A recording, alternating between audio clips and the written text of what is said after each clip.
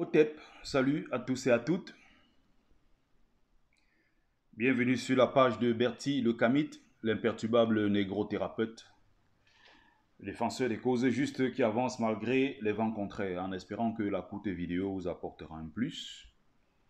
Vie, force, santé à vous, pluie de bénédictions ancestrales. Bienvenue sur la page de Ngumbeso Mbungbong, porteur et propagateur du savoir ancestral. Que les ancêtres m'inspirent la pensée juste, la parole juste et l'acte juste.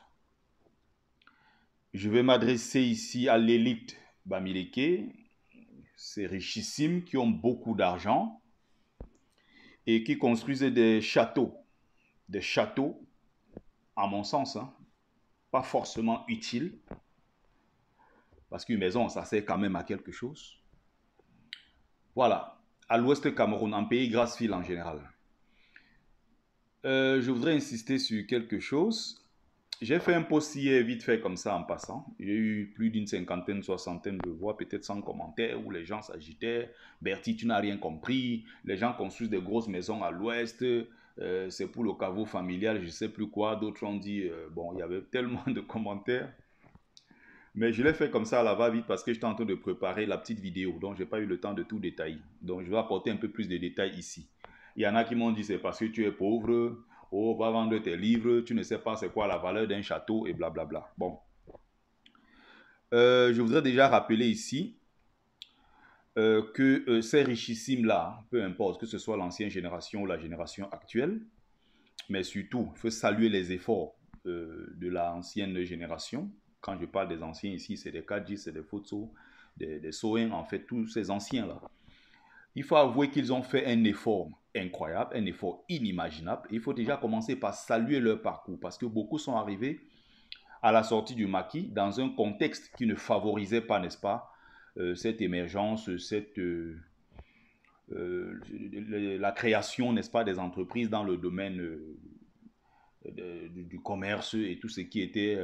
il y avait certains métiers, certains domaines, si on peut dire comme ça, qui étaient fermés aux Bamileke. D'ailleurs, qui n'avaient pas le droit, et beaucoup de Camerounais, d'ailleurs, pas que les Bamileke, qui n'avaient pas le droit de créer leur propre plantation, qui ne pouvaient pas faire du taxi, qui ne pouvaient pas créer une entreprise, qui ne pouvaient rien faire. Le contexte était très, très compliqué. Donc, partant de là, pour pouvoir créer des entreprises un peu partout aujourd'hui au Cameroun, à l'étranger même d'ailleurs, il faut déjà saluer cela parce que c'était pas possible à l'époque. Donc, ils ont fait des efforts à ce niveau. Comme nos ancêtres du côté de la tradition, parfois je critique l'autorité traditionnelle, certains chefs traditionnels ou les entourages, pardon, des chefs traditionnels.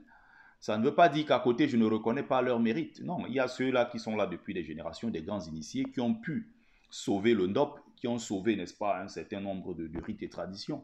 C'est très important, donc il faut commencer par saluer cela. Donc, ceux-là ont mon respect, sauf que, voilà, sur un, deux points, je peux ne pas être d'accord. Et je l'exprime dans cette vidéo, donc clairement. Je pense que le plus urgent à l'ouest Cameroun, c'est la construction des usines. C'est avec les usines qu'on va stabiliser les populations à l'ouest Cameroun. Parce qu'il faut donner du travail aux gens pour les maintenir sur place à l'ouest. L'ouest n'est pas seulement le cimetière où les Bamileke viennent jeter des corps, ils repartent à New York, ils partent au Canada, ils partent en Afrique du Sud, ils partent à Douala, Yaoundé, Bertois, partout. Non. L'ouest Cameroun n'est pas votre cimetière à ciel ouvert, comme on voit depuis des décennies et des décennies. On va à l'ouest juste pour les funérailles, la réunion familiale, on va jeter nos morts et on retourne. Comme si l'ouest était seulement pour nous. Il y a beaucoup qui ont commencé à comprendre, notamment à partir des années 80, sauf que c'était des investissements qui n'avaient pas de sens. Au lieu de construire des hôtels comme les gens sont en train de faire maintenant, beaucoup sont allés construire de gros châteaux. Tu arrives à l'ouest, je vois des jeunes qui se vantent de ça. Tu roules sur la route à vive allure. Tu as des barrières, des milliardaires bamileke qui continuent. Tu roules, la barrière ne fait que continuer. Mais à l'intérieur, personne ne vit. On a mis quelques frères du Nord qu'on a pris comme gardiens, on a mis dedans. Des grands châteaux qui ont coûté 1 milliard. Autant construire une maison de 200 millions et le reste de 800 millions, investir cela dans des entreprises, des micro-entreprises un peu partout à l'ouest pour donner du travail aux gens. Les gens quittent l'ouest, pourquoi? Parce qu'il n'y a pas de boulot à l'ouest. C'est ça la triste réalité. Le climat de l'ouest est propice à tout, à l'agriculture, aux études même. C'est un climat frais, tempéré, c'est calme. La nature là-bas, elle est généreuse. Il y a tellement de belles choses à l'ouest. On peut construire, on peut investir à l'ouest. On ne dit pas que les châteaux, parce que les gens veulent présenter cela comme la marque de la réussite. Je dis non. La réussite, c'est maintenir les langues bamileke. Et maintenir les langues bamileke signifie quoi? Il faut faire prospérer ces langues-là, euh, pour faire vivre les langues bamileke, pour pas qu'elles disparaissent. Il faut maintenir les populations, il faut les locuteurs pour que ces langues-là ne disparaissent pas. Vous partez à l'ouest aujourd'hui, ils ont fait de l'ouest leur cimetière. C'est quand on cherche l'enfant, on n'arrive pas à coucher, qu'on pense que ah, je vais aller à l'ouest faire les traditions. Et on part un week-end et on retourne peut-être 1, 2 ans après. C'est quand son commerce ne marche pas qu'on pense que ah, il y a l'ouest Cameroun. On peut investir, on peut faire beaucoup de choses à l'ouest. Ça sert à quoi un château à 1 milliard et personne ne vit dedans toute l'année? On a mis 2, 3 gardiens. Certains m'ont sorti l'argument que non, c'est le caveau familial. Les caveaux familiaux que je vois aujourd'hui à l'ouest partout construits avec du béton armé, avec des carreaux dessus. À quel moment et par comment on pratique nos rites, à quel moment et comment on essaye de faire un certain nombre de choses sur le plan traditionnel. C'est ça, montrer aux autres que non, je suis plus riche que tel. Je suis en concurrence avec tel autre milliardaire. Non, j'ai construit un gros château. Non, j'ai donné de l'emploi aux jeunes. J'ai mis des points d'eau partout. J'ai mis de l'électricité dans tout le village. J'ai mis le goudron. Voilà là où voilà ce que nous adorons. À ce niveau-là, on les encourage. Après, ils ont leur argent, ils font de leur argent ce qu'ils veulent, bien sûr. Je ne suis pas là pour dire que je n'ai pas de directive à donner à quelqu'un, mais j'ai dit, si moi j'avais ce choix, si j'avais ces milliards, j'aurais créé des centres culturels bamileke partout à l'ouest, créé des bibliothèques pour permettre aux enfants d'aller s'instruire, d'aller lire, créer des centres culturels où les enfants vont s'imprégner au quotidien. Ceux qui viennent à l'ouest pour un week-end vont aller s'imprégner. Tout ça, c'est important. Tout ça est important. Donc, on ne peut pas à un moment faire croire aux gens que la solution, c'est des gros châteaux. Certains s'en vantent, mais pour moi, ça ne signifie pas grand-chose. Vous construisez des gros châteaux, et dès que vous mourrez, vos enfants se battent, ils vendent ces mêmes châteaux, les enfants s'entretuent même pour la succession, les châteaux tombent en ruine, comme on a vu beaucoup de châteaux à l'ouest tomber en ruine. Il ne faut pas oublier, ces châteaux-là, ça coûte très très cher. L'entretien d'un château, ça coûte extrêmement cher. Ça veut dire que derrière toi, si tes enfants ne font pas le job, ce château, ça tombe en ruine. Et il y a quelque chose aussi qui me choque. Tous ces châteaux et toute l'architecture est une architecture purement occidentale. C'est-à-dire que tu arrives, tu vois souvent certains châteaux, certains plans de construction, tu as l'impression que tu te trouves dans une banlieue chic de New Jersey aux États-Unis, tu es dans une banlieue, je ne sais pas, chic de Montréal ou même de Paris. L'architecture, la construction est purement occidentale. Pourquoi pas, à un certain moment, essayer de donner un visage un peu de l'architecture bamileke? Il y a une architecture bamileke. L'architecture bamileke n'est pas faite que pour des chefferies. Non, on peut également transposer cela dans nos maisons traditionnelles. Il y en a un peu à l'ouest, mais on peut faire plus que ça. Au lieu de construire des maisons qui ressemblent typiquement aux maisons, des maisons américaines. Je crois qu'on peut faire les choses différemment. Donc voilà tout simplement ce que je propose. Donc, il faut encourager ceux-là qui déjà, dès le départ, se sont battus pour avoir leur milliard. C'est pas facile, hein? Voilà, c'était facile. Beaucoup, tout le monde serait milliardaire. Voilà, donc il y a quand même pas mal d'efforts qu'ils ont eu à fournir, mais je pense qu'ils peuvent faire un peu plus, notamment en créant un véritable lobbying qui va défendre les intérêts du peuple bamileke dans ce pays où on continue à être marginalisé en 2024. Dans ce pays où on nous rappelle qu'on est des pauvres. Dans ce pays où on dit qu'un bamileke ne sera jamais président. Dans ce pays où on fait tout pour nous bloquer. On va prendre un exemple très simple. On a ouvert une petite brèche, un petit couloir qu'on a donné aux bamileke. Ils sont contents. Ils se sont d'ailleurs contentés de cela. C'est-à-dire, faites un peu de commerce, vendez un peu de sucre, quelques boîtes d'allumettes. D'ailleurs, que la plupart de tout ça, c'est des trucs qui sont importés. Donc, on a laissé un peu le secteur des imports-exports. On a dit, bon, débrouillez-vous un peu là-bas. Les bamileke se sont contentés de cela. Dans un pays, ce n'est pas normal. Tous les secteurs d'activité doivent être ouverts à tous les citoyens camerounais, qu'ils soient du Grand Nord, qu'ils soient Sawa, qu'ils soient Ekan, qu'ils soient bamileke. C'est les richesses de notre pays. Et c'est la seule chance que nous avons, le Cameroun. Ce sont nos richesses. Entre-temps, on a refusé les licences d'exploitation au Bamileke parce qu'il dérange. On a donné les mêmes licences d'exploitation aux Chinois, aux Anglais, aux Américains, aux Turcs, aux Brésiliens, aux Français, à tous ceux-là qui débarquent sur place au Cameroun pour venir faire du business. Le secteur minier, on a ouvert plein de secteurs aux étrangers. On a empêché les Camerounais, pas que Bamileke aussi, mais les Camerounais lambda. On a fermé certains secteurs. Pourquoi on ouvre cela aux étrangers et on empêche les Camerounais qui sont sur leur propre sol d'investir dans ce domaine, de créer des entreprises dans ce domaine? On doit ouvrir le pays à tout le monde. Tout le monde. Donc, il est encore urgent, création d'un véritable lobbying puissant. Au lieu de faire des parades, comme je vois des gens, ils font des parades, on est Bamileke, on est fiers de l'être. C'est très beau. J'adore ça. Je relais ça sur ma page. Moi-même, j'en fais. Je participe à ces soirées. J'aime bien. Mais il faut faire plus que ça. Ce n'est pas quelques parents Bamileke, avec tout le respect que je leur dois, qui ont 70 ans, qui sont dans une soirée avec des trucs, les parades Bamileke, ils s'agitent avec le NDOP. Ce n'est pas ça qui nous intéresse. Déjà, je me demande ce que les gens font en Europe à 70 ans. Au Canada, aux États-Unis, partout. Ils font quoi là-bas à 70 ans? Les qui vont aller transmettre les savoirs, les valeurs, les connaissances à nos enfants au Cameroun? Les qui vont s'en occuper quand les gens sont en Europe à 70 ans? Bon, ça c'est un point, c'est une parenthèse.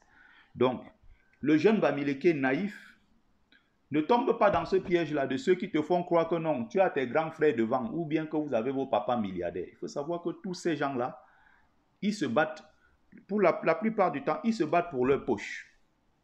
Ils sont d'ailleurs très faibles, et c'est ça le mot. Ou alors, ils ont été affaiblis. Il faut savoir que ces gens-là ne sont pas en mesure de te protéger. Toi, jeune Bamileke naïf, oh, on a nos milliardaires.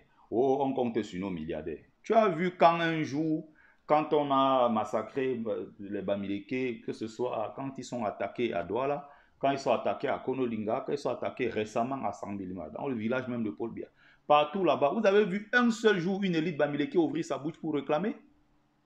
Vous avez vu les chefs traditionnels de l'Ouest Cameroun faire ne serait-ce qu'un communiqué pour dire que ceci doit s'arrêter, arrêter de tuer nos enfants, arrêter de casser leurs boutiques et piller? Il faut savoir que tu es seul au front et que ces gens-là, ils sont là pour protéger leurs richesses. Ils ne sont pas là pour protéger le peuple Bamileke. En l'absence de la sécurité du pays. Parce que les forces de sécurité sont payées avec l'argent de nos impôts pour protéger tous les citoyens camerounais. Donc s'il y a l'urgence ici de se battre en tant que peuple pour nous protéger au Cameroun, c'est parce que l'État a failli. Les forces de sécurité sont présentes pendant qu'on massacre des gens, pendant qu'on pille, pendant qu'on casse des boutiques. Et ils font des selfies, comme on a vu en Balmayo, avec les casseurs et les pilleurs. Ce sont des faits. Et personne ne va démontrer le contraire. Il suffit de cliquer sur Google, vous avez tout ce que je suis en train de dire là. Comment on fait donc pour protéger nos enfants Bamileke qui sont à travers le monde? Nos enfants Grassfield. Qu'est-ce qu'on fait concrètement? Kadji a tenté cette chose-là en 1997 avec la création de la conférence Bamileke où il voulait réunir les milliardaires de l'Ouest, tous les Bamileke et tout ça là. Bam! Redressement fiscal. Tous les milliardaires que vous voyez bavarder là, tant que je suis en vie, un Bamileke ne sera jamais président. Quand je suis en vie, ils sont là à Yaoundé, comme des Nchinda, ils sont allés vendre tout notre peuple. Ils se battent là-bas pour être sénateurs. Voilà leur travail. Il y a quelques parmi eux qu'on peut encore essayer de récupérer. Il y a beaucoup là, c'est des anciens racailles, c'est des vendus, c'est de la pire racaille qui sont allés s'allier avec le pouvoir en place pour détruire tous les intérêts de notre pays, détruire tout ce qu'il y a de plus beau dans ce pays. Et ils sont Bamileke. Donc ne tombe pas dans cette manipulation. Des gens qui vous font croire que oh, on a nos milliardaires. Tous ces gens-là n'ont aucun pouvoir. Dès qu'on va servir le redressement fiscal, paf, tous vont disparaître. Parce que ce qui les intéresse, c'est quoi? C'est la protection de leurs biens, de leurs richesses. Je dis bien leur richesse à eux, c'est pour eux. Ce n'est pas au service de tout le peuple Bamileke. Comme ils font croire que nous, les Bamileke, sont riches. Moi, voici, depuis des années, je ne suis pas riche. Je cherche l'argent jusqu'à. Je ne suis pas toujours. Oh là là là là. Donc, c'était pour répondre à ceux-là qui s'agitaient en commentaire. D'autres m'ont même insulté. Je dis ce que je pense. Je ne suis pas sur la toile pour me faire des amis. En même temps, j'aime bien piquer, j'aime bien provoquer les débats, j'aime bien châtier, qui aime bien châtie bien, j'aime bien voilà, créer souvent des polémiques, j'aime bien ce genre de choses. Ça pousse les gens à parler, ça pousse les gens à s'exprimer. Et vous êtes sans ignorer que je lutte contre ce qu'on appelle en pays bamileke le longchou. Je me bats et je me battrai jusqu'au bout contre le longchou, le ferme ta bouche qui est en pays bamileke, où on est toujours en train de dire aux gens, ferme ta bouche, hey, ne parle pas. Il m'a allé, tu vas parler comme ça, on va venir nous taper ici. Eh, pardon, ne parle pas. Quand on voit un bamileke de 50, 60 ans qui veut s'exprimer, il n'est pas encore sûr de lui, même quand tu vois la posture, quand tu vois sa mine. Il ne s'exprime pas comme un homme devrait s'exprimer. Tu dois lever la tête, tu regardes avec assurance, les gens droit dans les yeux, tu leur parles. Le bamileke jusqu'à 50, 60 ans, quand il veut parler, il est tout en train de... Il est tout en train de faire... Il y a plein de choses dedans qu'il n'arrive pas à exprimer de façon claire. Parce qu'il est né dans un contexte où on lui a rappelé que parler n'est pas bon. Ferme ta bouche. Non, le longchou doit s'arrêter. Et je suis en guerre contre le longchou en tant que Mumbeso Mbungo. Cette boule d'énergie portée par les ancêtres méritants. Merci à ceux qui ont pris le temps. Donc, souvent j'aime bien provoquer, mais ça reste bienveillant. Sachez que je vous aime. Sachez que je vous adore. Et c'est d'ailleurs pour ça que je me bats pour la cause bamileke. C'est pour ça que je me bats pour le Cameroun. Après, il y a ceux qui ne m'aiment pas, ils n'aiment pas ma tête. Ils vont dire celui-là, oh, c'est un ceci, il est prétentieux, c'est un tribaliste. Je m'en fous un peu. Mais j'adore ceux-là qui m'aiment, ceux qui apprécient ce que je fais. Merci à vous encore. Voilà. Otep, salut, c'était Bertie le Kamit, l'imperturbable négro-thérapeute, défenseur des causes justes qui avancent malgré les vents contraires. En espérant que ça vous a plu, vie, force, santé à vous. Plus des bénédictions ancestrales, partagez, partagez massivement, partagez cette vidéo. Otep.